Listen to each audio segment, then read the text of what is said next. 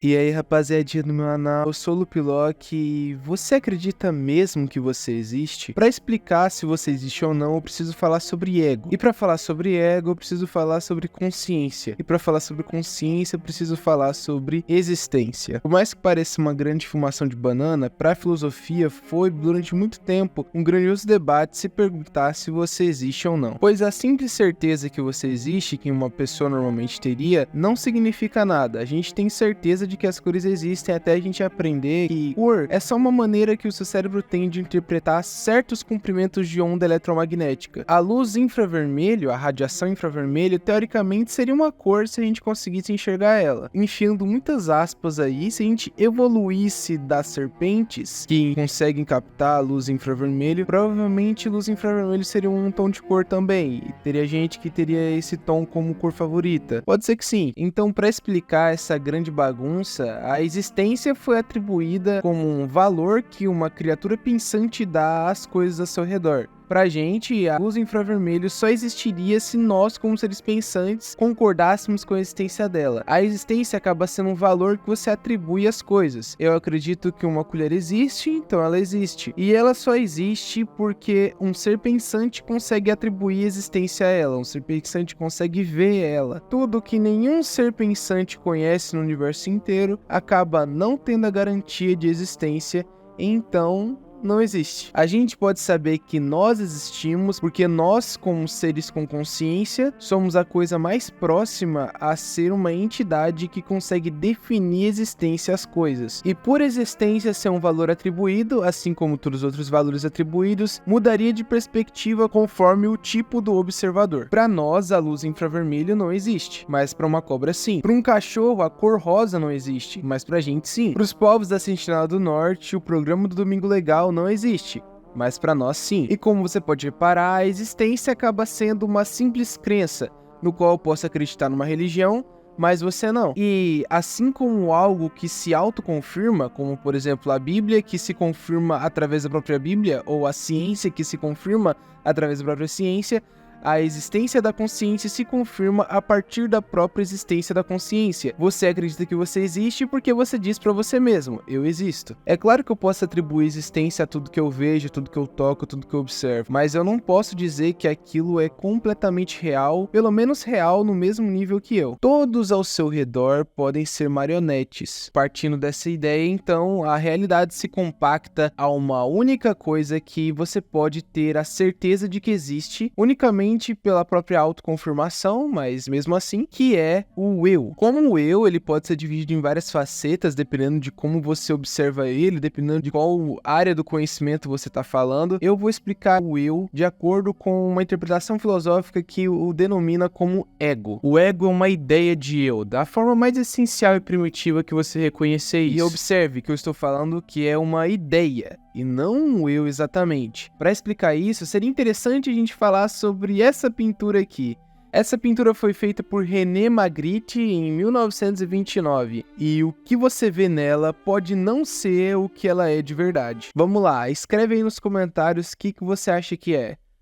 Eu vou dar 5 segundos. Se você falou que um cachimbo, você tá errado. Isso não é um cachimbo, é o que tá escrito ali embaixo. Isso de fato não é um cachimbo, e sim uma pintura de um cachimbo. Isso é uma ideia de cachimbo. Isso realmente é uma pintura, e você não tá vendo um cachimbo de verdade. Porém, se eu te mostrar um cachimbo de verdade, você vai estar vendo a foto de um cachimbo, ou um vídeo de um cachimbo. E mesmo que você visse um cachimbo na vida real, ainda assim não seria um cachimbo. Tudo que você vê é simplesmente uma interpretação do seu cérebro para aquilo que mais convém biologicamente falando. Tudo ao seu redor passa por um filtro da realidade, em que você ouve uma música e você pode definir se você gosta ou não, e dessa forma você vai ver ela de um jeito diferente. Porém, para uma criatura que não tem o senso artístico como os seres humanos, elas podem ouvir um lambadão pesado e interpretarem como um simples barulho. O nosso cérebro, a nossa mente, ela não foi feita para definir a realidade de fato, e sim para fazer uma interpretação dela. Se não fosse por isso, a gente veria desenhos animados e filmes e saberia que aquilo é tudo mentirada. E nenhum ser humano conseguiria sentir tanto amor quanto tristeza ao ver certas cenas em filmes, porque aquilo tudo seria mentira. A gente saberia disso e ficaria o tempo todo com isso na consciência. Então, chegando à conclusão que tudo que a gente vê é uma interpretação de nós, o nosso eu é uma interpretação de nós mesmos. Isso não tem muita garantia de legitimidade. É como se eu falasse que o meu canal tem 14 bilhões de inscritos e você só pudesse confirmar através de mim. Não tem como você encontrar mais nenhuma prova, eu sou a única testemunha disso e pronto. Mas uma coisa se autoconfirmar não significa que ela esteja errada. Então tem alguma coisa aí. Mas uma coisa só poder ser confirmada através dela mesma significa que ela é errada? Não. Poderia significar que ela é suspeita. Mas eu não vou viver só de suspeitas aqui, eu vou direto ao ponto. Para explicar isso, eu preciso te perguntar, o que pra você é você? Talvez você diga que são seus pensamentos, seus gostos, seu modo de vida. Talvez você diga até que o seu corpo faz parte de você, mas aí a gente entraria num certo dilema. Se eu tirar todo o seu corpo, só sobrar o cérebro, você continua sendo você? Se eu trocar todas as suas células de pouquinho em pouquinho, você continua sendo você? Enfim, isso é tema para outro vídeo, mas você tem que entender que a sua consciência, o eu, a forma mais essencial, teoricamente seriam essas coisas que têm mais a ver com pensamentos. O que você gosta de fazer, como você fala, seus maneirismos. E quando você se autodescreve dessa forma, você reconhece que a sua ideia de eu tem a ver com outras ideias. E as ideias são formadas por observação. Observação eu digo de forma geral, ouvindo, vendo, cheirando. E tudo que acontece no seu cotidiano, tudo que faz você gostar ou não gostar de alguma coisa, ou até observações simples como: hoje eu assisti o canal Loop Lock. Minha mãe fez um almoço muito bom. Eu acho que vou comprar um papagaio. Dou a bunda no matagal. Eu dou a bunda pra vários homens no matagal. Continuam sendo pensamentos, porém, eles possuem mais identidade porque eles possuem mais profundidade. E quando eu digo profundidade, você talvez imagine como algo mais complexo do que o que realmente é. E no final, o seu eu é só um pensamento que pensa sobre o pensamento. Sempre que você lembra de alguma coisa, é um pensamento lembrando a lembrança. É quase como se o eu fosse uma meta-análise de si mesmo. Ele é um pensamento que pensa sobre pensamentos. Ele é uma observação que observa as observações. Ele é uma existência que entrega a existência de outras existências. A ideia de eu, aparentemente, não é algo 100% necessário.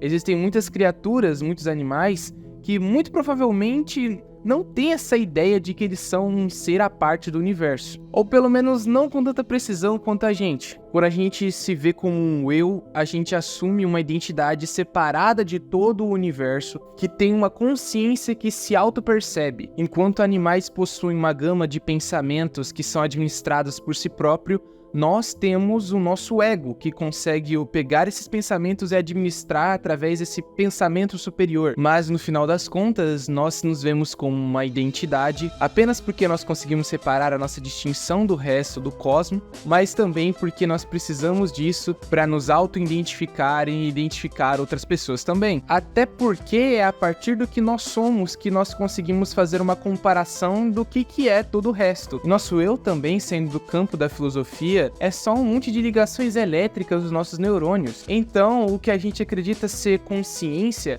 na verdade é só uma reação química, de fato. E quando você percebe, pensar não representa nada. Não dá para atribuir existência a uma coisa que tá tão ligada à própria existência. Nós somos só os pensamentos, nós somos só pedaços de carne com eletricidade. Como você pode reconhecer em si, na sua consciência, algo tão grandioso que consegue atribuir existência às coisas? Pensar, logo existir? Se nosso pensamento é tão terreno quanto todo o resto, acaba que a consciência é só uma conveniência evolutiva. Você pensa porque precisa pensar e tá no seu cérebro porque precisa estar ali, mas todo o resto do seu corpo tem o potencial de ser tão importante quanto. Se fosse necessário ter consciência ou cérebro na sua bunda, teria. Mas não tem. No final, o seu eu é só mais um dos seus pensamentos, que é flexível, pode mudar conforme o dia passa ou conforme anos se passam. E se você pensar que seus pensamentos mudam todos os dias, o seu eu muda todo dia. Não é muito confiável dar uma importância tão grande para uma coisa que muda e altera e pode, do nada, drasticamente, decidir tomar decisões completamente diferentes do que decidiria antes. Bem, esse foi o vídeo, não vou me estender muito, senão ele vai ficar gigantesco. Quero ver se vocês aprovariam esse tipo de vídeo em que eu falo um pouco mais sobre filosofia e tudo mais. Vocês que sabem, né? Vocês que mandam nesse canal aí. Se vocês quiserem que eu traga vídeo sobre Carlinhos, eu vou ter que trazer, né? A vida é assim. Mas é isso.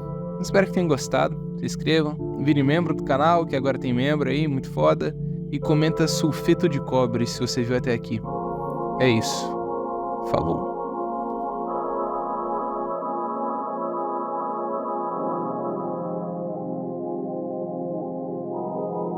Um monte de pinto, dou a bunda pros caras. Vou bater o recorde mundial em dar a bunda. Enéas Carbeto. Oh, eu acho que Eu queria.